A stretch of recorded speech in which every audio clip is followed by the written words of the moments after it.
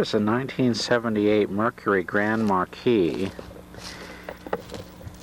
and I got this car at a car dealer probably about 4 years ago, and I think it was just about ready for the junkyard then. It was barely running.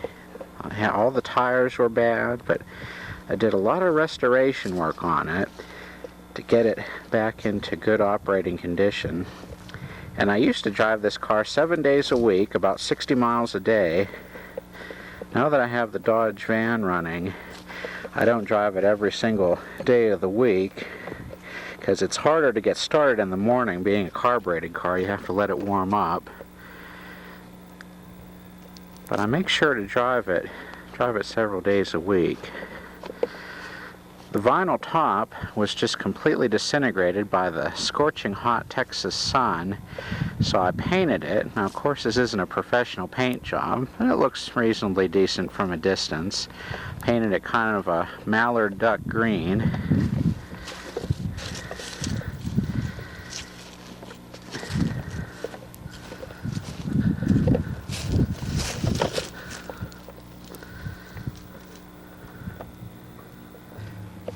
Here's the inside of the Mercury Grand Marquis. The contrast in the lighting makes it a little bit hard to see. We'll get in it here in a second and you can see the interior a little bit better. There's a digital VT320 terminal in there that I got from the barn. I'm going to set it up in the house. See if I can get in here. It's got 275,000 miles on it. Could even be 375,000. I'm sure it's a lot. There's the original Philco radio. It has an 8-track player which works. I have to see if I've got an 8-track in here. If I don't have one with me, I've got some at the West Building. And there's the automatic temperature control. The air conditioning compressor or clutch is messed up. It was smoking. I'd like to get that replaced sometime, but the heater does work. Here's the mechanical temperature gauge, still showing a reading of 160. I was out driving this morning. I had to go to Odessa, and so it's still showing the retained heat in the coolant. And for some reason, Ford didn't think we needed to know if the engine was overheating or anything. There's no gauges on it from the factory, just a silly warning light, so I put these on so I could keep an eye on the functions. Time to start up the Grand Marquis.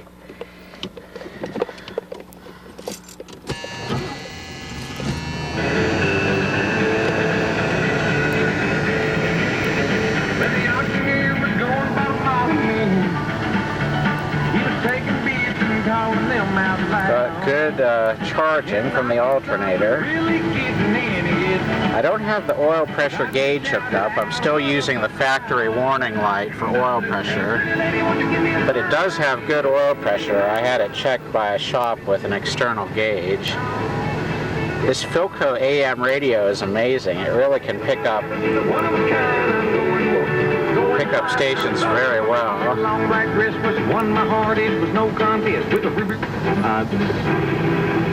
We did a quick Google search and there are jobs to run a coal.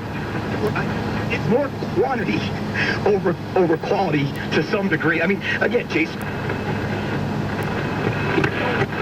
For passion. They're friends.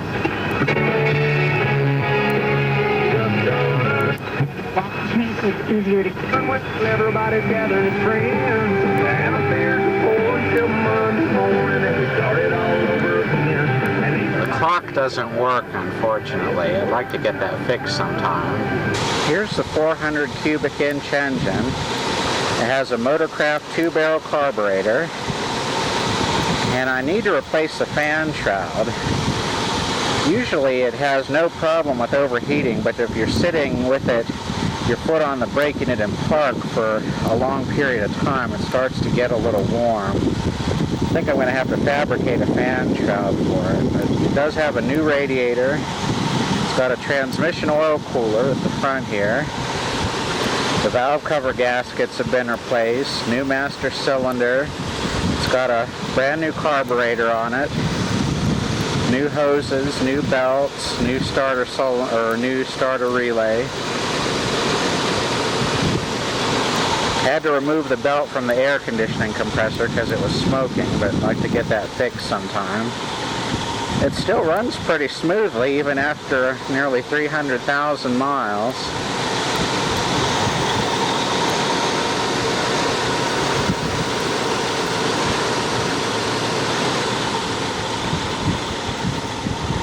Sometime I'll have to make a video of actually driving in the Grand Marquis. I can't right now because this is just an AC powered camera. I don't have a battery pack for the camera, but sometime I'll make one of actually driving.